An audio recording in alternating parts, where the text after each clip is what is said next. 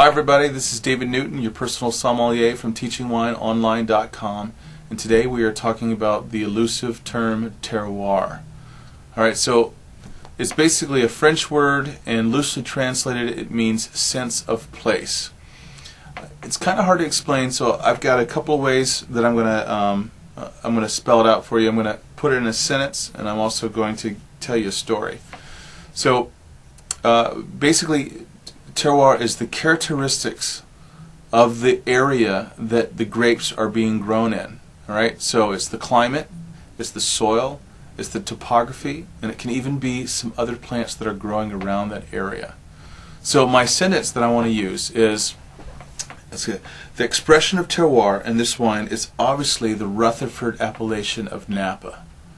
And the reason why I use that sentence is because if you've ever tasted some Rutherford wines, after a while, after tasting enough of them, you start to notice the Rutherford dust. Rutherford dust is an expression that I've heard lots of times, and it was actually coined by Andrei Chalichov. And it basically is pointing out that these wines taste like that Rutherford soil type. So the terroir of Rutherford is very apparent in the wine. Right.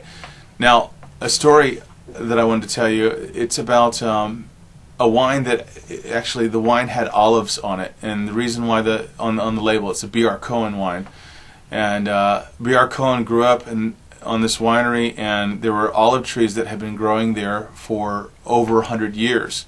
So the oils of the olives had basically gotten into the ground, and I could taste olive in his wines. Now he couldn't taste it anymore, but he had heard many people describe the wines saying it has a bit of an olive essence. So these olive trees are growing around the winery, the oils are getting to the ground, the grapes are influenced by the olives, and therefore the terroir was basically producing somewhat of an olive essence in the wine.